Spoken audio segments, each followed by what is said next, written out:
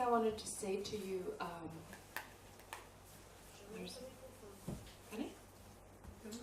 I should remove. Yes. Okay. Thank you very much. There's a few things I want to say to you before we go into the actual topic, because what you're going to hear now sounds like fantasy.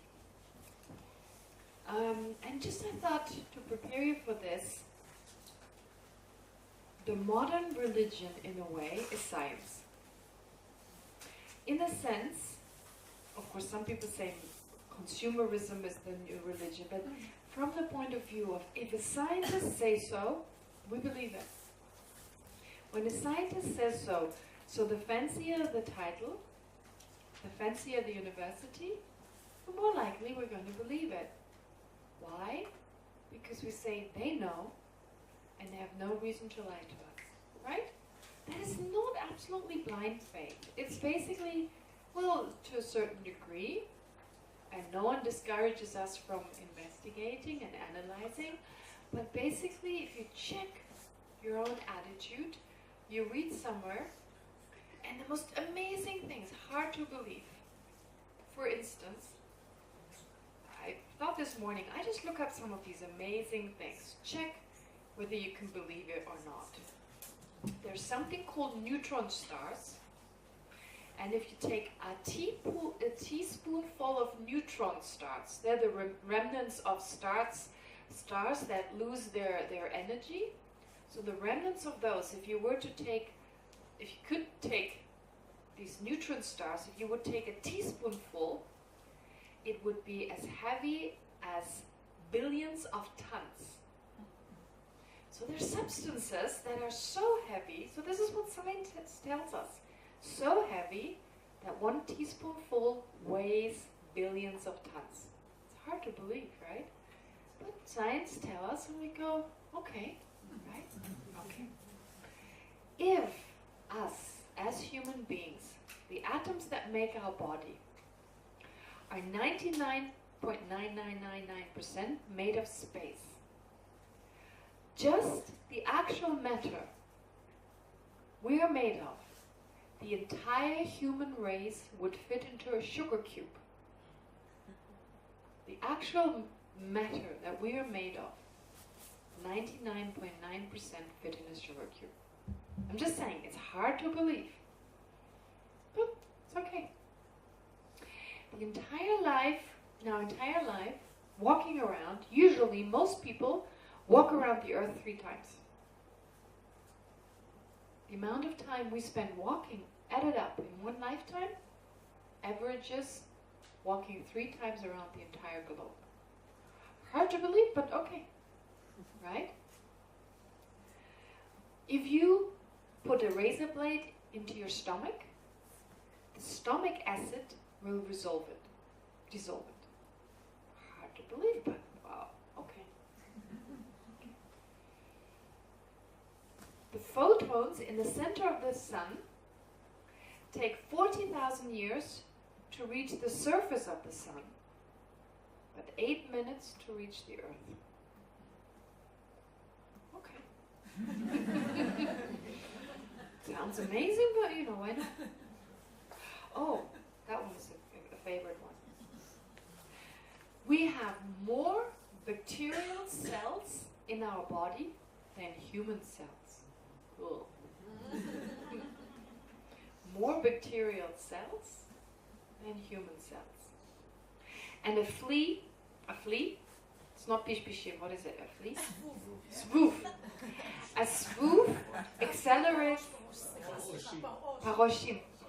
A paroshim accelerates faster than a space rocket.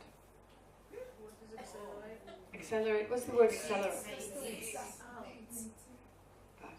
Science tells us so, right? I mean, it's cute, it could be wrong, but usually no. I mean, there are these amazing things. I mean, I don't feel as if the human race fits into a sugar cube. I don't even feel that the matter that makes me so hard and solid could fit into a sugar cube. Forget everyone else fitting in there. So when we take some of the scientific understanding, it's mind-boggling. But I'm going to introduce to you a few things that are also mind-boggling. And it's very difficult. You hear about those and you go, what? But there's someone who has a PhD in Buddhism, the Buddha, something equivalent to a PhD in Buddhism, the Buddha. So a person we can rely on. Am I doing something right? Oh, that's right. No, wait, this is also wrong. If you're not comfortable with No, I'm not uncomfortable. No, I'm fine. I'm fine. As long as you can hear me properly. Yeah, I had worse ones, the ones that go around your ears. No, it's fine. Thank you. Okay, anyway, so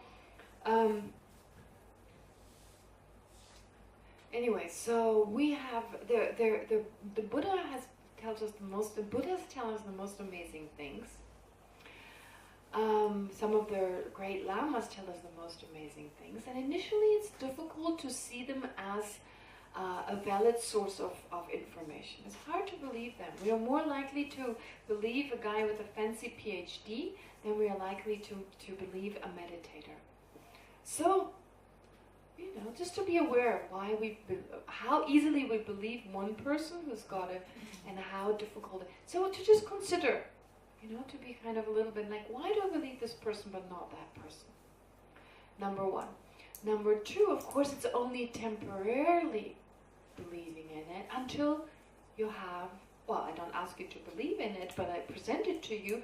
So don't put away with it right away, but see it as a possibility, and until you come to first an understanding. Of course, that's the whole goal.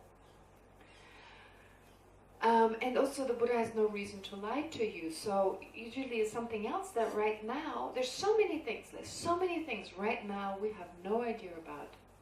We don't know. But we take it on faith. We believe it. Most of the things we know, we actually just take it on faith.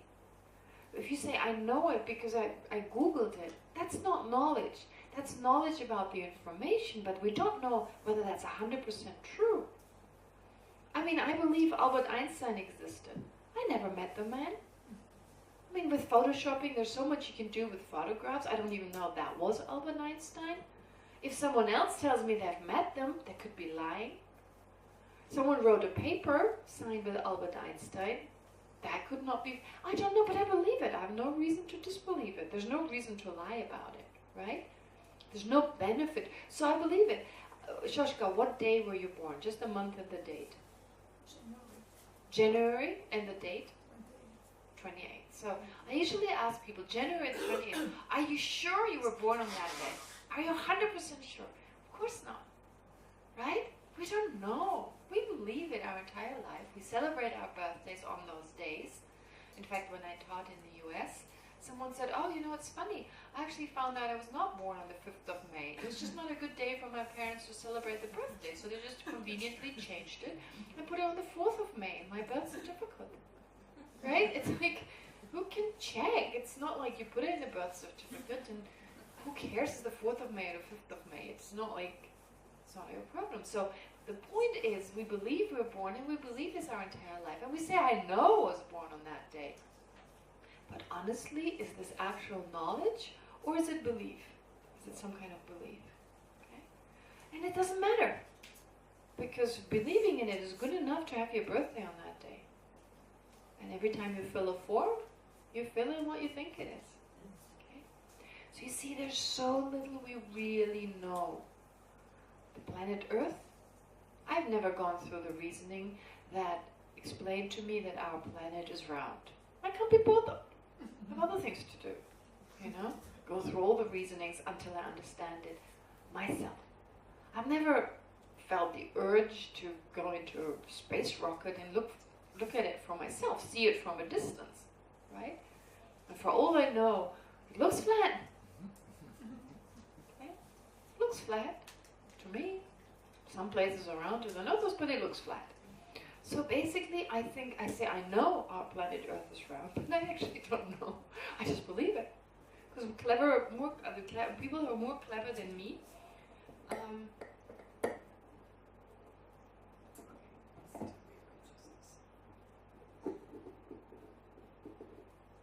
just doesn't feel right, but okay.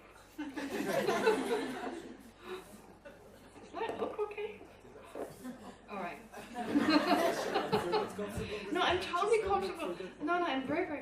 because the sound is great. I'm just not sure I'm doing it right. But you're comfortable and the sound is good. Okay, good. Then I leave it. Okay, so this works. This works.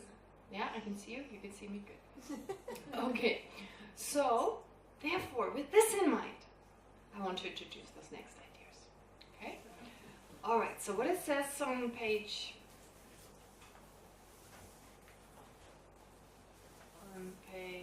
Causes. Okay, so the causes for taking refuge. This is on page, 7. Page 7. So taking refuge.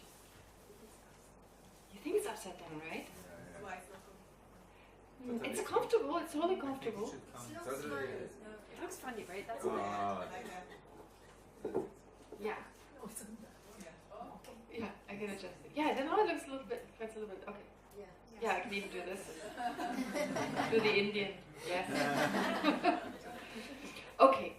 So now the causes for taking. So really entrusting ourselves should have 2 causes, right? 2 things that if they're in our continuum, if we have those 2 causes, we're more effectively able to take refuge in the resultant 3 jewels and in the causal 3 jewels.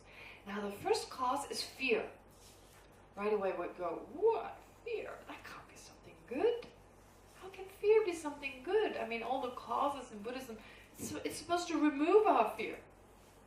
It's supposed to remove our fear. And here we have fear as a cause. Well, yes. But we need to talk about what kind of fear here. It's not like anxiety. It's not panic. Oops. Hello? Hello? Hello? Is it still there? Am I still? Yes. Oh, it looks like the battery's empty. Okay. I can hear you. You can hear me? Okay, good. There's just this battery that's flashing. Okay. All right. So, the point is here that the cause here, fear, is fear based on reasoning. It's a reasonable fear. It's a kind of concern or apprehension, you know, in the sense like, well, there's suffering ahead, and I don't like it. And I'm, apprehensive of it. Of course, I could say certain sufferings, they're good for me. Yes, yes, yes. But there's certain sufferings, if I can avoid them, right? And still learn and still evolve. So the main thing is we talk so much about happiness in Buddhism. Happiness is important. We all want to be happy, naturally. So of course we accept short-term problems. We go to the dentist. But it's for long-term happiness. So we do a lot of things. We pay every month for an insurance, insurance money. That's short-term problem, maybe, short-term suffering. But depending on how strongly we feel about another. Perhaps let's just go back for now for this one. Are you sure? We can just see there's a battery sign that's flashing. Yeah, then I probably should change them, but I don't want to interrupt. So Ah, okay. I'll do You it don't. later, Okay, that's good. Sorry. No, don't be sorry. Now I know how to wear it, so it's quick. Okay, but you can also change it and put it back on in a moment. All right. So, therefore, these causes, the causes we're talking about here, are apprehension of future suffering. So we do accept short-term problems, short-term discomfort, paying insurance money every month, in order then to have a certain amount when we're older. So everything we do is basically geared towards being happier, more satisfied, having less worries, etc. So this is what we deserve. We deserve to be happy. Everyone deserves to be happy. Okay? We have accumulated possibly negative karma, but we didn't do because we wanted to have the result of that. We didn't want to experience the result of the actions we've accumulated. And so my take on it is like, and you can see this also in the scripture, no one deserves to suffer. But unfortunately, we do and others do too. And so we should also not suffer because our mind works better, our brain works better, our mind works better when there's a sense of contentment and satisfaction. This is again where scientific understanding comes in. Scientists have found that when our mind is happy, dopamine is released, which enables us to see things from a vaster perspective.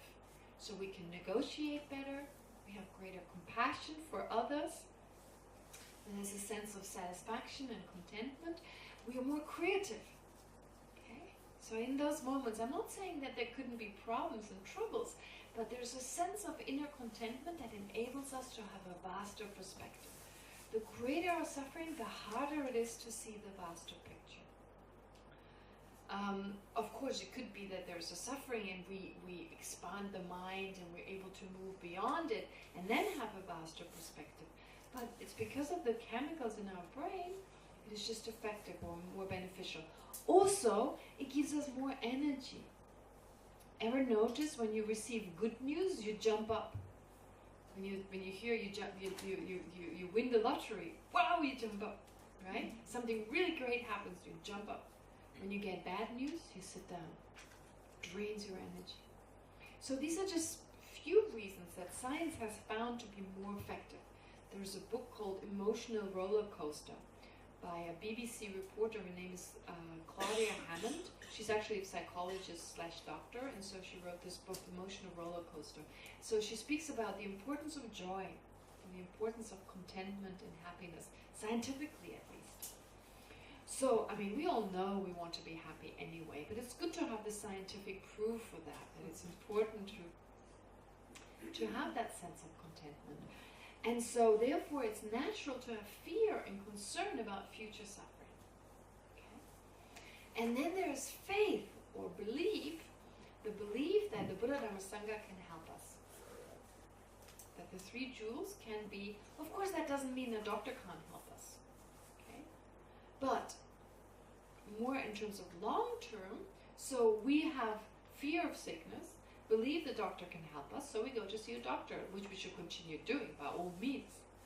But also to think of maybe my disease is the result of certain actions in the past. So how can I avoid these actions such that I will not experience a disease like that in the future? Or what is it in the Dharma that can help me to deal with the disease to such a degree that I don't feel depressed about it, at least, that I'm able to bear the suffering. So you see, you go to a doctor, you take the medicine by all means, but you also look at other solutions which go beyond the mere taking of the medicine. All right? So, and for that you have belief that the Buddha Dharma Sangha help us. Now, usually we talk of three types of faith, three types of fear. Because in Buddhism, there are three types of sufferings, three types of concerns. And Buddha Dharma Sangha can help us with these concerns. Now, usually that does not include suffering in this lifetime, although we have to include it. We have to include it. But here it focuses on future lifetimes, and this is where the first difficulty comes in.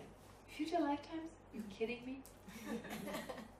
Past, future, oh my God, that's just not part of my culture. And well, I never thought that all of human beings on this earth could fit into a sugar cube, you know? And I had my doubts, and then, eventually I accept. You see, we have our doubts about it, and it's good to be open and skeptical about it, but it's a possibility, okay? So my take on this is there's a chance our life continues. There's 50-50, whatever the percentage, chance there is past and future lives, and 50-50 there isn't. And it's safer to think there is. It's just safer. Okay, so many of you have heard me say this many times, but I apologize if I repeat myself. But for those who haven't heard me say this, to believe there is past and future lives, and that our actions have consequences, is the best you can think. Because no matter what the outcome is, it's a win-win situation. Okay? So if you believe, so just on the basis of that, okay, even if it's not true, but if you were to believe, so if it's true, we're safe. If there really are future lives. The past doesn't matter, the past is gone. Past is past. We cannot change the past. Okay? So if I've been an elephant in the previous life, or a crocodile, or an endangered frog, whatever, it doesn't matter. I am what I am right now. And what is going to come is the future.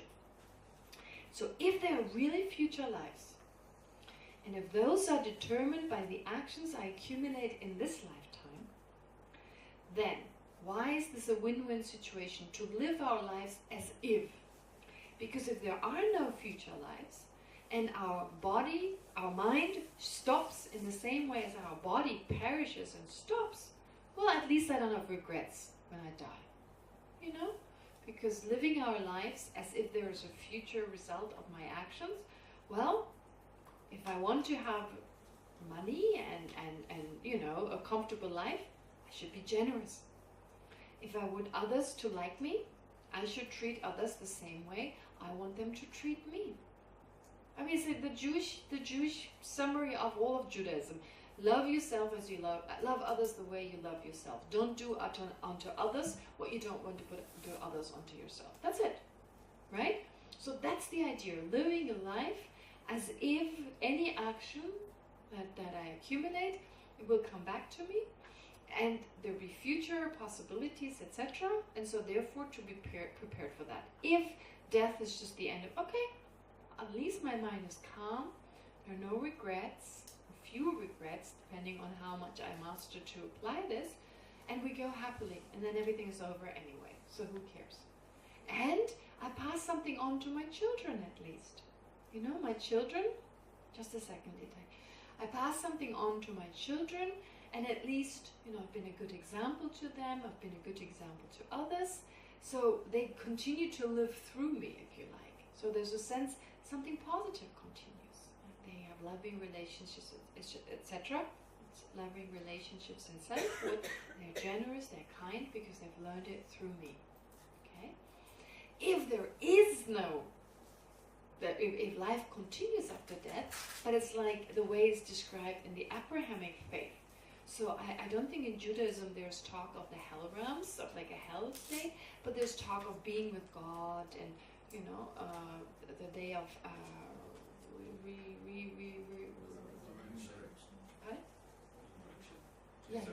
resurrection. The day of resurrection. So at that time, again, I'll be okay. You know, I can face God and I'll be with the pure. Okay. And if there's future lives, I'm also okay. So basically, it's a win-win situation.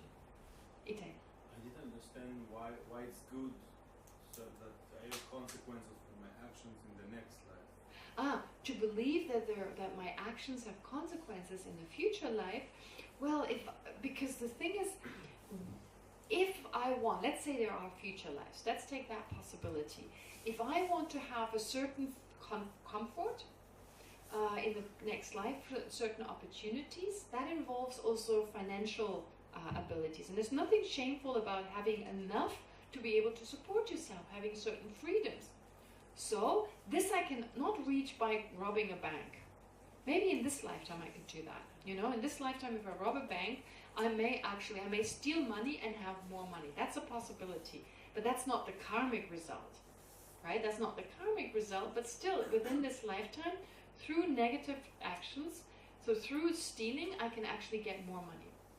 But the working of karma is such, and of course here, the fact that I have more money is because I was generous in the past from a Buddhist point of view. So it's just, robbing a bank is just a cooperative condition. But to have certain amounts, certain possessions and resources in this future, I have to practice generosity in this lifetime. If I want to have friends and good relations, I have to practice love and tolerance and acceptance. Then, not only in future lifetimes, even in this lifetime, I'll have more friends, I'll have more companions, etc. And also in the future life. So you see, it's only through actions that are similar that if I practice them in this lifetime, they have the outcome I wish. But it doesn't say why it's better. I can think that there are no... Well, it depends on what you want. If you want to be poor and miserable, then better rob banks. Yeah, but that if I have a next life. If I don't have, I can do whatever I want now. Yes. But the thing is, when you rob a bank, okay, do you feel more content and satisfied after the bank robbery, or do you feel nervous and that wasn't okay? You see, these afflictions make us unhappy the moment they arise, usually. About that, I'm sure. But still, you say that it's a win-win situation. Well, when you die with a happy mind. There's no regret. And you've been a good example to your kids and to other people. I mean, whatever we do, it has an effect on other people around us. You know, like, if you hear, if you read about a person being very altruistic in the newspapers, for instance, you're inspired. And you want to do the same thing. But when there's also something negative, you may also be inspired. Oh, you know, someone just stole a lot of money from the government. Oh, I do the same. Someone just went around not paying taxes. Oh, I want to do the same. And of course, if everyone does that, the schools will fall down, the roads will get, of course, you know. So the thing is, these beautiful actions, if we do positive actions, even if there's no future lifetimes, it'll inspire others, it helps with our children. So therefore, I believe, living your life, even if you don't believe in it, it's still a good thing. So keep the possibility open. There is a possibility. I just can't see myself to fit in a sugar cube, but there is a possibility. I can't see myself walking around this planet 3 times in my entire life, but there's a possibility. Okay? So to keep the options open and to live your life as if. Okay? That's the first thing. So this is how I take on past and future lives. And what is also very convincing is when you read the stories, all you need to do is Google YouTube and then say reincarnation. And there are these stories, these case studies of modern scientists. Ian Stevenson is one, well, he passed away, but his research is still around, where they took these cases of children who say, I've lived before, and the amazing things they know. It's like, I mean, just watch it. And I don't want to say much more. It's like, wow, something is really iffy here. Okay? So just watch it. There's not really much. There is reasoning, but we don't have the time to go through it. But these case studies are very, very, very convincing. So that is also beautiful. Yeah, so there's in countries in particular where there's, oh, I tell you the story of the Druze. It happened in Israel, or I don't know. Yeah, it happened in Israel. It was in the newspaper. Someone told me about this Druze person. And as you all know, people of the Druze faith, or what do you call them, Druze? Mm-hmm. Yeah, so they believe in past and future lives. Okay, so there's the story of this young child who once he was able to, he was, you know, a young boy, and once he was able to talk, he told his family that he had been killed in a previous life. I don't remember all the details, but he said, I was killed and I can tell you where my body is, and I can show you the weapon I was killed with. And he went to the parents believed in this, so they didn't just think it was a story of an imaginary friend, some made up, and they actually followed it up. So I don't remember all the details, but you can Google the story, it's still online.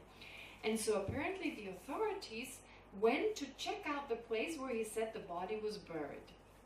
And there was a guy in there. Oh, and the boy, when he was born, had a mark on his forehead, by the way. And he kept saying, well, I was hit with an axe at my forehead, I was killed. And so they went to this place where he said his body was, and they uncovered this guy who had died from an axe injury, I don't know, 10 years or whatever, you know, like before the boy was born, definitely, even before he was conceived. And they also found the axe. And so they were able to verify his identity, and they contacted his family. And his family didn't even know he had died. They thought he had wandered close to the border towards Syria and was captured and was there on the other side. They didn't know he had died. And he said, the person who killed me was such and such. And he gave all these details. The police went to see this person, and the person was so taken aback when the police suddenly approached him. He felt so safe about not being discovered. He admitted he killed this person. So he was captured. It's like, how many times does that happen? And in India, there have been cases. There's the case of a young girl who remembered her husband threw her out of a train. He at rapid speed, and in the end, she told her parents the moment she could talk about it. She spoke about it, and eventually they captured the guy, and she was able to point out the evidence. I don't know, maybe she remembered exactly, I don't know what it was, but such that the police didn't just say, oh, because she said so. That's not enough evidence, of course. No one does that. But she was able to provide the proof so that the husband in the end was like, well, he was cornered and he was sentenced. Now those are very hard to believe, but you need to just follow the story and have a look at that and take it as a possibility. And of course the fact that consciousness continues on. Our consciousness continues. And also the thing is that not only does it continue, I mean, of course the idea is like we were born with certain likes and dislikes that have nothing to do with our parents. It's difficult, especially when you have identical twins, that one twin can be so different from another one. Although their upbringing is basically, at least in the first few years, it's the same. So okay, he lay on the right side, the other one lay on the left side, so he's very good at math and the other one isn't. I don't know. It's hard to say that these are those are the causes. How do you explain these phenomena of like children having these amazing abilities, right? And their brothers and sisters don't. So I don't know. It's cool. You could argue both ways, but again, it's a possibility. So if there are possibilities, so just let's take this into consideration. There's also the possibility that in this life we're well off, and in a future life we're not. It's possible. So we don't want that. We don't want to experience future suffering. We don't want to experience. So again, if there is an objective reality, it doesn't make sense that there's anything other than animals and humans. But if there is no objective reality, it makes sense that there are other states of existence that we just cannot perceive. I mean, I don't even perceive the bacteria in my body. Big deal, I don't perceive certain things. I don't even perceive the fact that this room is not a solid, clearly defined, like a room is clearly definable object, that it's actually just atoms whizzing around the whole time. This is not what's really there. Okay? But that's okay, I can believe that. All right, I see something that is actually not really there. The colors we perceive are not actual colors, they're light waves that appear as blue and white and red only because of their light frequency. Well, to me this mat appears blue. Okay? So what I see is not really what's there. Sounds are pressure waves. The sounds I perceive is something I uniquely perceive. There's nothing out there that is really a sound. There's nothing out there. Tastes, right? Smells. I can't even say I smell the melon. What I smell is no longer part of the melon. It's a particle that's left the melon that's now in my nose. If I don't smell the melon, I'll smell something that is no longer part of the melon. Okay? And so also heat and cold. Is this just because of my unique body, or is there actual heat and cold? No. So the experience, I have the experience of that, but what is out there? So you see, when we perceive our reality, it's very, very hard to say we perceive reality as it is. It's a very subjective experience. Okay? So how am I to know that there are not other beings around me that I don't perceive? How can I claim just because I don't see them, it's not there? And scientists haven't proven it? Well, go back 50 years in time. If someone were to say you, in the 21st century, people have little things at their ear the whole time, and they're doing this, you wouldn't believe it. You wouldn't believe it. Some of the things that about fitting into a sugar cube, you would have been killed maybe 200 years ago if you were to say, well, the planet was round, and our body is mainly made of space, the sun evolves around, the earth evolves around the sun. I mean, you would have been killed, and people would have not believed it. And now, see what science has come to understand. And I'm pretty sure you can scientifically explain the existence of a Buddha and other things, except we haven't found ways to do so yet. Big deal. 100 years from now on, wow, maybe we can prove the existence of past and future lives. Maybe we can prove the existence of other realms of existence. I mean, we now know about different galaxies and even the possibilities of parallel universes, right? So, I mean, science has helped us to understand that what we perceive is not all. There's so much more. So why not the states of existence? So if there is life after death, we could be reborn in different states, and that is worrisome. I mean, even within this lifetime, things can go terribly wrong. There's no guarantee we're healthy and of sound mind tomorrow. It's likely, but there's no guarantee. So again, even not thinking of future lives, the later part of this lifetime could be an issue. So there's fear, and the sense that the Buddhas and the three jewels basically can protect us from that. That is called the aspiration of this refers to a person of smaller aspiration. So looking in the future and aspiring towards a positive future rebirth. So even if there is no future lives, but if there is, may be a good one, right? I think that's a nice way of going about it. If there isn't, okay, never mind. But if there is, may I be okay. Does that make sense?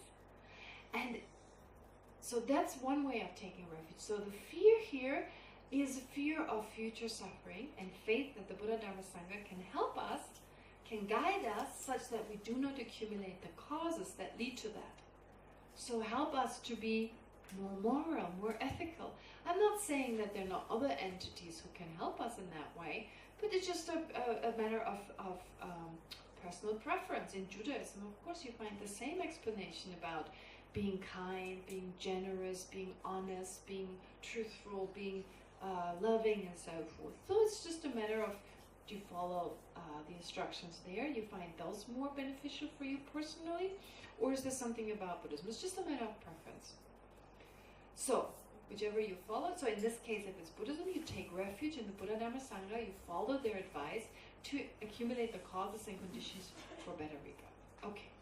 But then you may eventually feel, well, I want to be liberated. I want to be totally out of this. I mean, I don't want to experience this uncontrolled rebirth and uncontrolled situations. Anything can happen in this life. I'm just not safe from disasters. So I want to be totally liberated.